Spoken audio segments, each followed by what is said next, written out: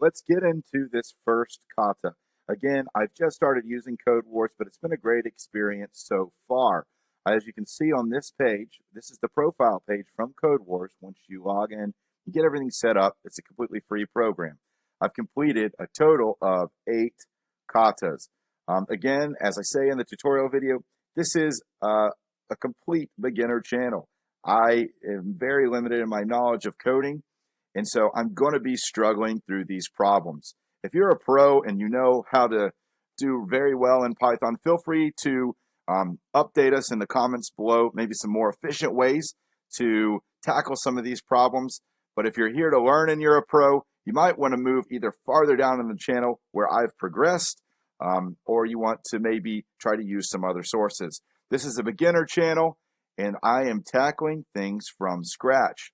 Let's go ahead and get started over here. I'm going to move back to the home page of Python. Our first challenge here that we can see together is called Count the Number of Duplicates.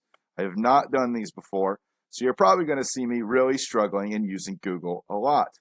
As you can see, count the number of duplicates. We are told here to write a function that will return the count of distinct case insensitive alphabetic characters and numeric digits that occur more than once in the input string.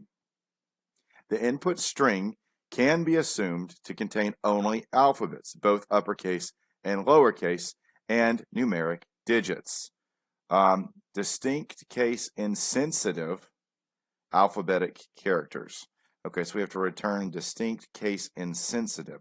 So we need to make sure that we're not caring about uppercase or lowercase values. We want to make sure that we are spitting out the correct values there. So that's something important to go ahead and note off the bat. As we can see from the examples here, we've got A, B, C, D, E. No characters repeat more than once. A, B, B, C, D, E. We now have A and B repeating. A, B, B, C, D, E. Okay, we've got A occurring twice and B occurring twice. Okay, so we are seeing here what we need to be outputting, which is a count. Now, whenever Python asks for a count, or any of these challenges ask for a count, it wants to know the number. So that would be like 2 in this case, would be the output that we're trying to send. So we've got to get started. We do have our text included here in a string. Obviously, our code's going to go here. We're going to make sure that we want to tab in after we are defining our variable. As you can see here, the define function is present. We're calling this function that we're about to prepare duplicate underscore count. Text will be whatever string is put into our challenge. So we're going to be analyzing the text. The first thing we know from our case here that there will not be any digits. The string can be assumed to contain only alphabets, both uppercase and lowercase. And numeric digits. So we need to figure out how to count only the alphabetic values, and we need to also make sure that we're only assessing those lowercase values if we can turn it all to lower. So those are going to be the first two things we do. We first need to make sure that we are creating a variable probably with our lowercase alphabet. So we'll just call that variable ABCD equals, we'll just do a quick string here. HIJKLMNOPQRSTUVWX, and Z. That's an important song to learn. If you don't know it, the alphabet song. Okay, after we've defined that variable ABCD, we now have the string of all our lower cases. We want to go ahead and make sure that our text value is converted to lowercase. So to do that, we're going to use a dot modifier. Again, I learned all this information from my educative tutorial, which is called Learn Python 3 from Scratch. Very helpful, gives you a base to let you maybe enjoy these challenges more. So if my memory serves me correctly, I'm pretty sure we're going to be using text. That's going to be taking our string input up here. And then we want to go ahead and convert that to lowercase. And that should convert it. Okay, so in order to troubleshoot the variables that we've put in. We want to make sure that they're going to be coming back just the way we want it to. We're going to use the print function for that. We're just going to print ABCD and print our new text variable, which we've defined there. Let's just test it, see what we get. We knew we were going to fail, but let's see what's going on. Okay, it's saying has no attribute of lowercase. Well, I think that lowercase is not the correct thing then. There we go. So it's actually going to be lower. Please make sure you watch this video in entirety before you start coding yourself. Then you'll catch those errors as well. Okay, so we can see here we are printing our text, and then we're printing the text below it. So it seems that the tests, as you can see, they're all down here, so we know what values are being input in, but we can make sure that our code is actually pulling in the correct string over here. So we've tried to print ABCD, as you can see here, and then we've tried to print our variable, which was 0. So there's no second line present. Again, we have our alphabet printed, and then we have ABCDE. So you can see here what the answers are as well, and that's before we run that final test. So everything's working correctly now. We've got our lowercase, all lowercase variable. We can just double check that down here where we can see a capital B present. It's a lowercase b here. And now we see indivisibilities. Whew, that's a tough one. We've got a lowercase I. So we know that things are working together appropriately. And now we just need to go through and make an assessment of each of these values. So in order to do that, I'm actually going to use a for loop. I find that for loops are nice, especially when working with strings. And maybe that's just because I have limited knowledge. There are a few different one-line functions, and I know that Python 3 released F functions, which I'm still trying to work my way through.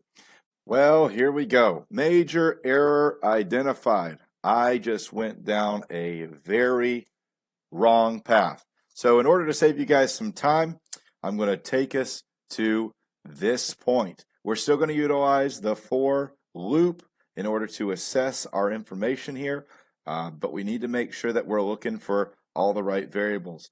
As you can see, we've removed our alphabet. I guess the alphabet song was not as important as we thought it was going to be in this problem. But let's keep moving forward here.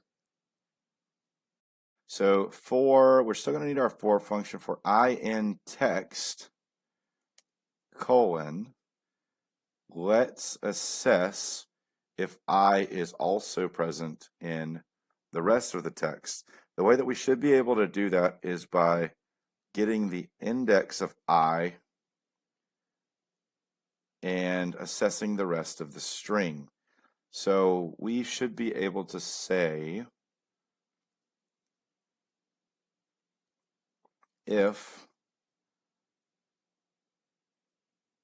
I in text, then we need to determine the index that we want this to search, and that would be the starting location would be the index of where I is, and then add 1 to it. So that would be text.index of I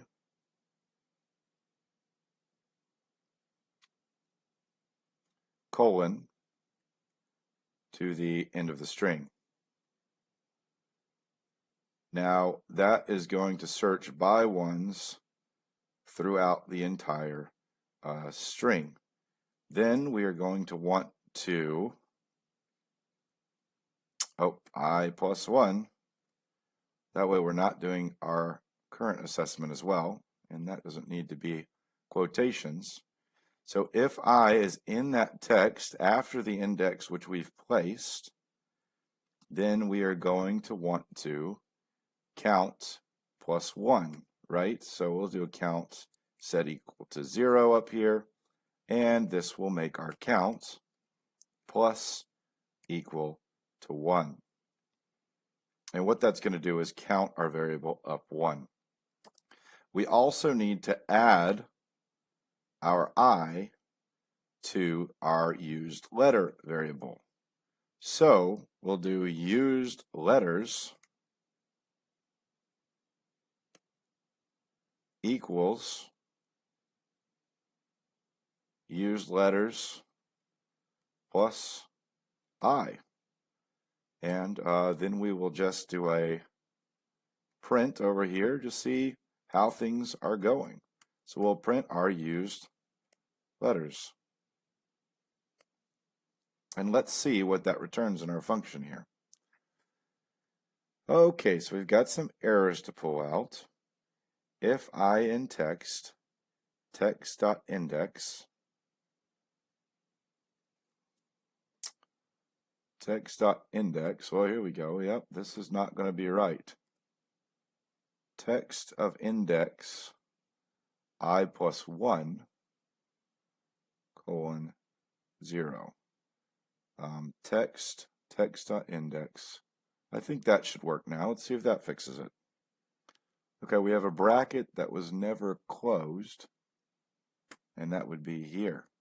Okay, now let's see. If I in text of text.index of I plus 1, we need to do text.index plus 1. Now let's just close those parentheses. This should pull in the correct thing, unless we're not allowed to pull that value in. Okay, so let's try to just pull out this plus 1 and see if our test.index works in that location. Okay, so that doesn't work. Let's do just a 2 then. Okay, so that works. So our index doesn't appear to be working. Let's try text.find and see if that works. Okay, so now we're printing our used letters, and we can see our used letters are A, B, C, D, E. A, B, C, D, E, A. Okay, so we are printing all the letters that we need, and those are getting pushed into our used letters. So now we know that we shouldn't be counting here. Used letters is going to equal used letters plus I. So if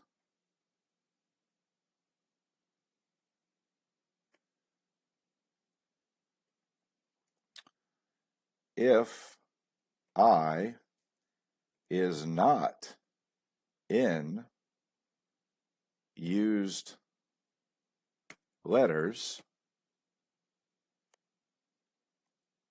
then we're going to need to add it to used letters and increase our count. Count plus equals 1. Let's just see if we have any errors in there. Invalid syntax if I, we've already used, let's see, I is not in used letters.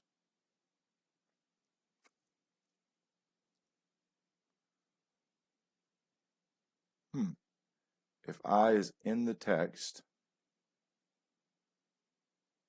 and I is not in used letters, then add the used letters and increase the count. Is not. If I not in, let's try that. Okay, let's go ahead and print our count function and see what that's going to pull back. And fingers crossed, that's going to give us everything we need. We are getting a lot of the wrong values. So something is not working correct. For every I in our text, if I is also in our text, and it's in the future, in our text, not including our I. Ooh, there we go. I plus 1.